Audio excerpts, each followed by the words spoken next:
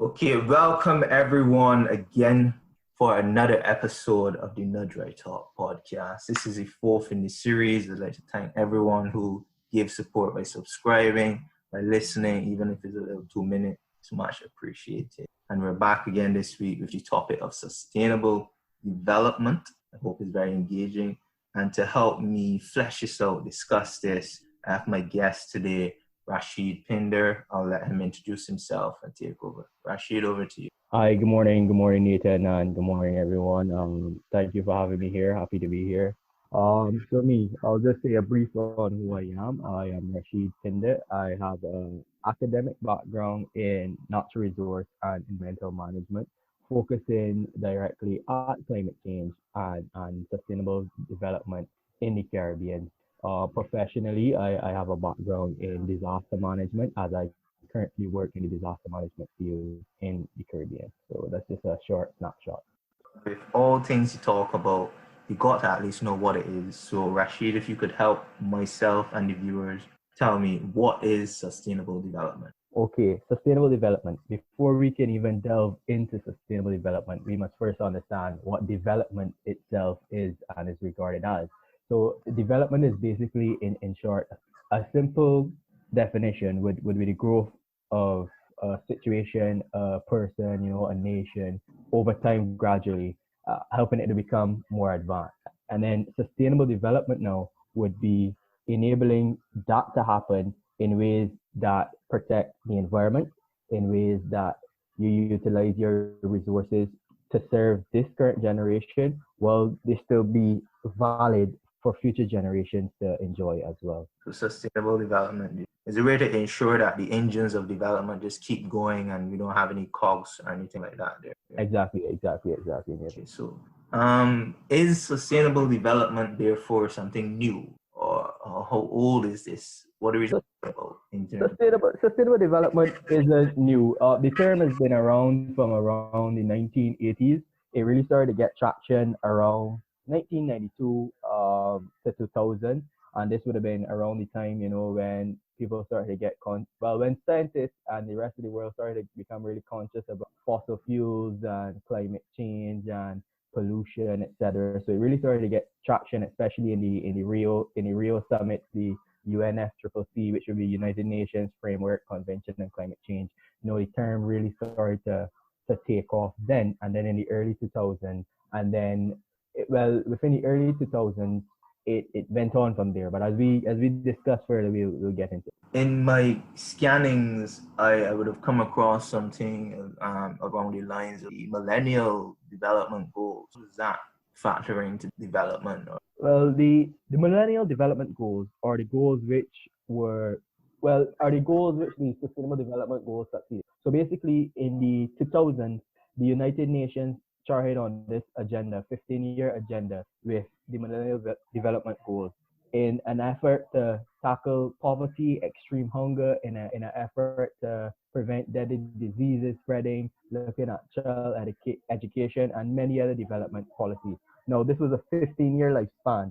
So when from 2000 to 2015, in 2012, when these goals were reviewed, these goals were seen to be, yes, they hit some targets, but they were a bit shortcoming. So they needed to be re-evaluated, and this gave birth to the Sustainable Development, and then which would be from 2015 to 2030, which is in the era we are in. Okay. So the sustainable development and sustainable development goals is like a reviewing of what was formerly there to ensure that we can continue along a positive trend of development. Yeah.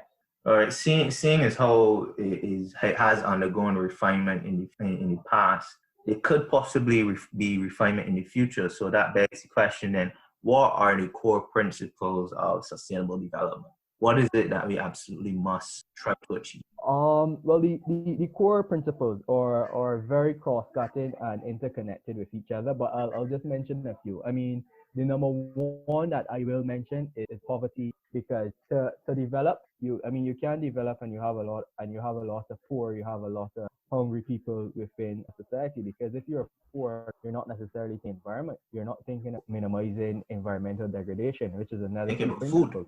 Yeah, you're thinking about food.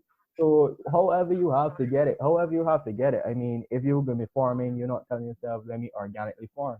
Let me find a way to sustainably farm. You're telling yourself, let me find a way to get these crops growing fast to feed myself and my family. There's also the integration of new technologies across society because a whole point of it, like I'll give you an example of what I mean by this. A whole point of it is let's look at energy sources to have renewable energy. I mean, right now Barbados, our island, is on a chart to renewable energy by 2030 as well. So that agenda in itself is, no dry talk. So whether or not we do get there is another thing. But at least it's following the SDGs agenda to try to get away from the fossil fuel, the oil driven energy to some renewable energies that will be sustainable and there in the long run for future generations. There's also, I'll just give you one more. One more of the core principles would be climate change and climate action. And why I try to squeeze this in is because this is actually my favorite of the goals because I think that climate change has the ability to undermine all the other goals, all the targets, all the indicators. We'll get to those too. But I think that it has the ability to really undermine all of them and really reverse development, sort of like what we're seeing with COVID-19. But I'm sure COVID-19 will pop up later down the road. Before we segue into the goals, was everyone's like, "Oh, the goals, their goals," and we'll discuss them and stuff. And if you check the description box of the other episodes and of this episode, we'll give you some links for further reading and further understanding. In my little reading and perusal, in my readings and doing some research, I came across some things that some overarching themes, not only of sustainable development, but of the concept of sustainability, there being economic development, which you spoke about in the poverty alleviation, and the social development now, which comes from the fact that I'm not hungry, I can do better for my community. I can think about not littering. I have some good clean water. And then the thing that I believe carries the most weight when us as a species consider anything is the economic side of it. Sometimes we have these principles, we know what to do, but the economics gets in the way, whether it be too expensive or genuinely don't want to pay that price now because we believe we could curtail it later on. And as we get into the sustainable development goals, you would have pointed out that climate change is one of your favorite. And climate change has definitely suffered from a curtailing of economic resources getting. So in terms of the sustainable development goals, tell us briefly about which ones are impactful to you, and I'll share what are impactful. Okay. Firstly, I'll give a little touch on the economic side, and then I'll get into that. So in terms of the economics, I find it goes hand in hand. Sometimes you need to be at a certain economic level as a nation or an island to really effectively tackle some of these goals. So to really put policies in place at a government level, to really put projects and initiatives in place, you have to have that funding, that backing. And if you don't have it, then you really can't hit a lot of these targets. You have to seek funding. Luckily, there are funding through a lot of United Nations agencies, but then you have to seek that funding. And then it's hard, especially for small. On the flip side, sometimes economic development clashes with sustainable development, meaning let's say you come across a project and you have an economic avenue you can take, or you have the sustainable avenue. Most government, I don't want to give an example, but most governments are going to tell You don't themselves, have to let me give go down. examples. We could Oh, go back good. to coal mining. Because most governments are going to tell themselves, listen, to hell with what is the future value of this forest or this lake or this whatever. Right now, this can generate jobs, this can generate revenue. Might have to go down this route, which would controversial to the SD. No. So the SDGs. There's 17 sustainable development goals, right? And basically, each of these goals carry targets, and each of these targets carry indicators. So this is basically how they're measured. You have a goal number one, no poverty. You have X amount of targets on to hit, and then you have the indicators which would indicate how you can meet the target and if this project meets the target, etc. And then the UN has a system where they try to record all of put out their bulletins, put out their percentages, their annual reports, their quarterly reports, etc. So that's basically how that goes down. So that's the SDGs in short for everyone, 1 to 7. So let's say to jump into any and what they mean to me. I mean, I've mentioned about no poverty already. The SDGs, they're interlinked and interconnected, because sometimes if you don't hit one, it's impossible for you to really effectively hit another one. And then sometimes some of the targets underneath some of them interlink with some of the other targets. For example, if we have life on land and life underwater, two of those interlink, because if you don't effectively hit some of the targets for life on land, such as if you practice bad farming practices, if you have a lot of pollution, etc. Most of these things end up in the ocean. Most of our plastics, our pollution, our groundwater, our waste, a lot of these things end back up in the ocean. A lot of our fertilizers, etc. So they're really interconnected. If you take, for example, climate action, you can't expect for at the individual, sometimes even at the country level. Let's take an island like Haiti. You can't expect for the nationals there to really be telling themselves, they're disinterested in climate action when they have issues of inequality, they have issues with gender problems, they have issues with good health and well being.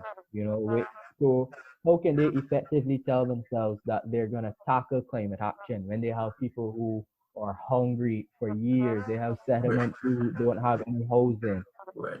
And I can just cut in here because on the first episode, which was on the water crisis, we would have discussed that even within that goal itself, because SDG 6 is clean water and sanitation. Even within that goal itself, there's certain indicators that you can hit, certain targets like clean water, distributing of water. So I treat the SDGs as guidelines for better human life and better planetary life. And on the country level, they would have to decide what is best to improve the standard of life within the country before they move out globally. So, in some countries, you could have um, good education, good water, but you come to realize now that gender equality isn't really high on your standards at all. You still have women class, you still have jobs. On the flip side, you may have all of that, but you may be so big into economic advancement that you're just ravishing the landscape and the marine life. So I think the countries need to look at these goals not as some prison warden, but as a lifeline to say, this is how I can better my country, this is how I can better my, and then pick which ones they believe are most helpful, which ones they believe they can achieve, and see funding, because I don't know if funding is equally distributed among the SDGs, because I know for a fact climate action is a hot one, so you can get a lot of funding for that, but I don't necessarily know how much funding you're getting for water or health and well-being. Okay, so to complement on what you said, basically what you said, and for the audience, and for yourself, remembering sustainable goal number 17 is partnership for the goals. And I like to say partnership for the goals, through the goals, meaning just like what you said, you can't really just focus on one or two or three of them. You have to really see how they can interlink. And you have to see if you're creating a project or a new initiative or a new policy within your island to say, okay, I want to target, let's say one of the hot ones, I want to target good health and well-being. But within that, I want to make sure that I getting good quality education. I want to make sure that I get some gender equality in there, making sure that it's equally distributed between males and females for scholarships, something like that. For example, you want to see how best you can get water quality in there, tying into the good health and well-being, because good health and well-being, entails having access to clean water, having you know what I mean. So you have to really remember to not just target one or two or three of them, or just the hot ones to be in the news, or to be saying, yeah, we did that, but to really highlight the ways in which your initiatives could be going through multiple of the goals or hitting targets from numerous different goals at the same time to overall increase the sustainability levels of that island or nation or country or whatever. Very well said. Very well said. So that's very well said. And well, the next question spoke about it.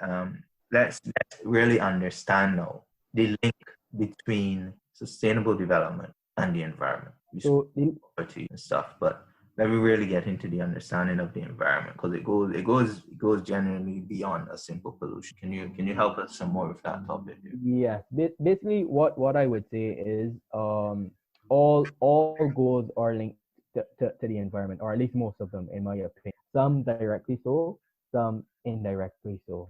I mean, we can look. All right, let's not talk about one of the hot ones. Let's look at having affordable and clean energy, and how this is linked to the end. So basically, what is clean energy? Stuff like solar power, wind energy, geothermal, like renewable energies. Mhm. So if you invest in clean energy, you by definition you are trying to you are helping eradicate the use of fossil fuels, of oil, natural gas, etc. And we know how detrimental these things can, such as let's say you're pumping across the ocean and you get a break, you have oils, you have the direct pollution after you use these fossil fuels, pollution into you have depletion, etc. So investing into technologies to really utilize new and clean and affordable energy, and to help eradicate the inequality amongst nations, to spread this technology throughout, not to only have it in the big development countries, but to try to have it all as far across in the world or in the UN nations that are signed on to this as possible, helps to promote the environment, helps to save biodiversity. Sometimes, maybe in some cases, might help to protect endangered species.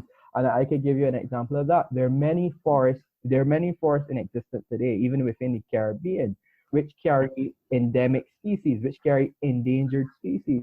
And sometimes these species have a very short habitat range. And this habitat range is sometimes disrupted due to deforestation, for example, due to somebody coming in to clear it and to mine for fossil fuels. So sometimes if you really break it down and dive into it, you can really see how hitting some of these targets or hitting some of these goals can really help to protect the environment as a whole. Because one thing that keeps coming back, especially when you look at how a big boom in the industrial revolution, the Mm-hmm. creation of these, it wasn't only the mechanism, the steam engine that bolstered that, it was the resource that it required, the coal, and what that gave to us. And as humans, we hunt for resources, whether it be we settle next to a river because it got water, it got fish, or we go here to mine. We constantly seek the resources to provide us with the development, the comfort, the ease that we. And sometimes that development has a cost based on. I say that because I came across someone asking a question about something called infinite economic development, whereas they're saying development and especially economic development is linked to go on and go on and go on. But can it continue to go on and go on and go on if we factor in the environmental development? So I'd like to know your views on is there such a thing as infinite economic development? First question. And then how or if possible does that affect development? Personally, I would say no, and I would say no because we only have one Earth, basically. So if we choose economic development, yes, maybe we can develop economically, but after we degrade the environment, after the soil becomes infertile, after there's less food, less fruits and vegetables, after there's less space to even farm, after the Earth warms up beyond being habitable, where are we going to live? Okay, yes, we developed economically. We have all these good riches. Everybody wearing big suits, got good jobs. We got robots cleaning our toilets, etc., etc. But where are we going to live? What are we going to breathe? That's my take on it. It seems baffling like that. But I asked a friend about it. Yes, they were saying, well, we can develop to overcome. And even if you go back to necessity gives rise to innovation, the whole farming revolution, our communication revolution, the environment went to shit. So we created renewable forms of energy, solar panels, and wind. So can you look at it as a factor of no matter how far we go, to create a solution? Because that seems to be working right now. It is the model of our development right now, and we're working, or you believe there comes a point where it's too late because you may I what happens to Earth, but we're already thinking about colonizing Mars. well, I personally, I believe that is not how it's gonna that's not how it's gonna. But I do accept and appreciate there are a lot of theorists, especially a lot of social science theorists, who who believe that no matter what happens, mankind will adapt. We're adaptable species. We came, look at where we came from, just like you said, and look at where we are now. No matter what life throws at us, we are going to be. And just like you said, some people believe, we're going to colonize Mars or, 1-2 planet, and we're going to move over there. So maybe we'll have more than one Earth. We'll have an Earth 2.0, maybe. But then that's just what it is. Maybe it's no certainty in it. And the science and the research would show that there is a level of certainty within sustainable development because look at the definition, it's utilizing the resources today in ways to protect the environment and ways that the resources will still be there for future generations, not 10 or 20 or 30 generations down the road, but future generations. And as you go on and go on and you develop sustainably, and that definition holds or is even updated, you you're developing sustainably. These resources will always still be there on this earth for future people to enjoy. So that's my take on it, and that's how I see So we spoke about sustainable development, the goal, what they mean, and stuff like that. Yeah. So as an individual walking away from this discussion with that knowledge, I'd like to learn what can I do? How can the individual have any impact on something so grand or something so important? Give us some hope for me as an individual in terms of helping. Okay, well, I mean that's a good question. I really love that question because really throughout the discussion we've talked about it at an international level and there is a community and an individual to self-development. As an individual, I mean the first thing you can do is to try to make yourself aware, like you and I are doing. We're researching, we're discussing, we're spreading this to the audience, and hopefully they spread this to their friends. Education and awareness of Like, sustainability. comment. Yeah, for sure. Like, comment, and share, and subscribe. So we that's the education and the awareness, and then sensitizing others to. After that, and then now like so now you're in a position that then you could tweak your life habits towards it. You can start to say, okay, let me look at the goals. Let me see how I can give back. If I know I have extra, let me see how I can do it. There's a disaster happening in my neighboring country. Let's see what I can send across, what I can spare to help them with goal number 3, for example. Maybe looking at education. Let's see how I can help the in my community in their school, in their studies. You might be telling yourself, okay, I went university. Let's see how I can increase the capacity of my family or my neighborhood, whatever the case may be. In terms of your technologies, you can tell yourself, okay, some of the audience might be building a home right now. You can tell yourself, okay, with that extra change I got, instead of buying a big rate, let me invest in solar panels on the top of my house so that there's less households in Barbados or wherever you may be, Trinidad, utilizing fossil fuel generated technologies. You have those old and those tried ones as well. Reduce, reuse, recycle.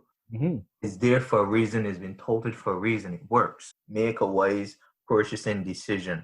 Now this one is speaks on the not only on the environmental but on the social and the economic side of it. Because what I've noticed of late is that a lot of people would say, "Oh, this is organic," and give you these, I believe, inflated price tags because it's grown organically.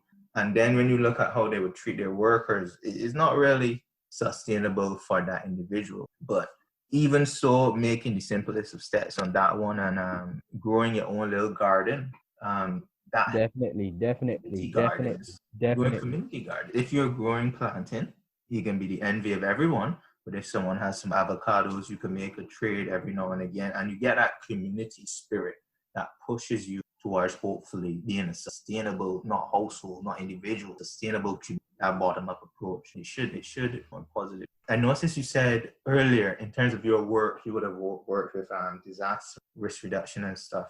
Do you utilize community science or citizen science? And can that be effective in helping with development?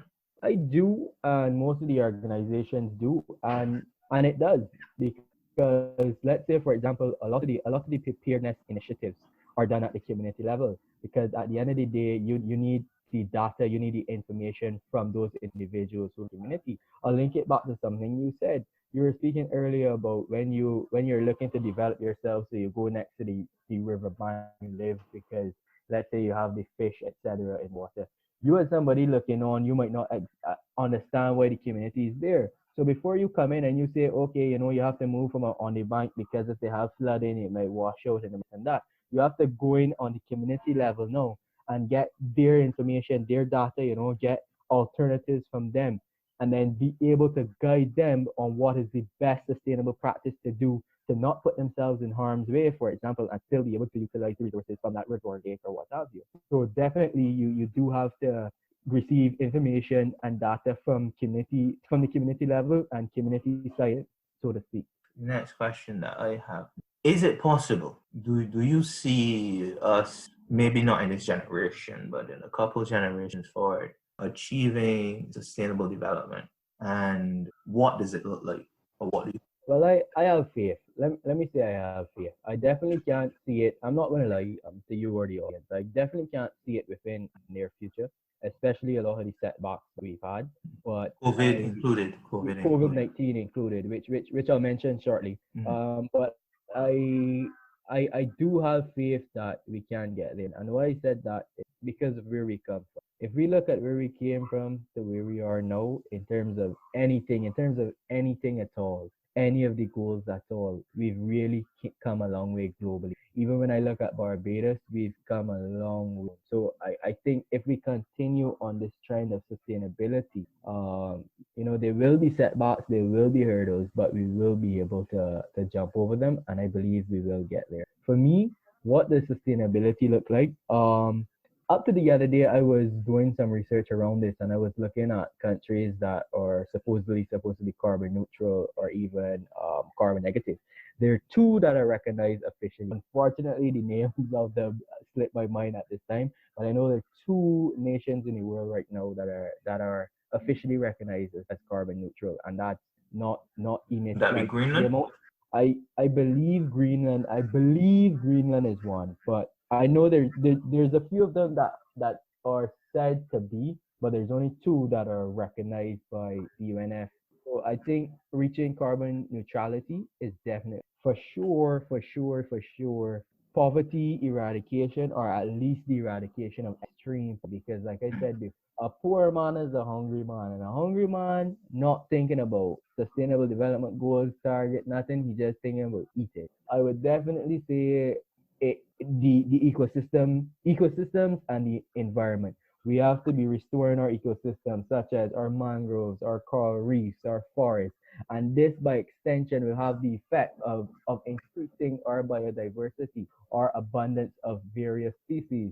And then that, by extension, would lead to things like clean oceans, So definitely agendas like that on a large scale, not just within one nation like Greenland or Finland, for example, but on a large scale, like at least let's say 60 or more percent of the world going to. I would say that's what it would look like to me. But again, I can't say that I can see this happening with a given setback such as COVID-19. I mean, COVID has had impacts on up to last week. Again, I was looking at the impacts that COVID-19 was having on extreme hunger, and what the UN was saying.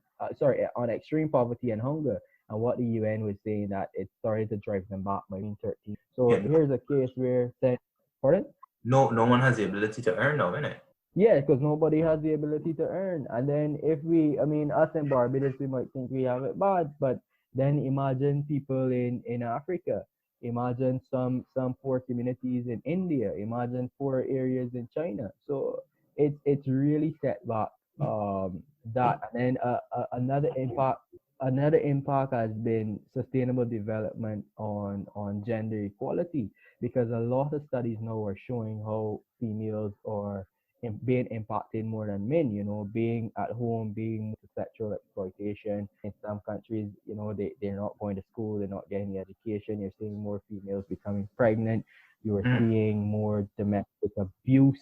In some countries, females are the ones who have to go and fetch the water for the household and stuff like that. So COVID-19 and being home and being away from education, access to clean water, lack of access to that is really posing as a challenge, a big hurdle for the SDGs on a whole, and some in particular. I mean, it's not all gloom though, because I can recall as you and maybe some of the audience when COVID had first came around, we were seeing, you had to, everybody was home, and we were seeing a lot of species showing back up in areas where they weren't seen for years because we didn't have that human element. True. Yeah, and the carbon footprints went down for a bit. So there have been some positive, for lack of a better word, in it. It's proven to be a big challenge and quite a for For me, it is. Is it possible? Yes, it is possible because by our nature, we try to make the impossible possible. And I hope that enough people want to make this impossible possible. In terms of what sustainable development looks like, I would just want to achieve simple increments because they're going to be continual revision and continual advance. So if in 2020 we can have like hunger 60% or something, reduce it. Just seek to continually reduce it and continually advance.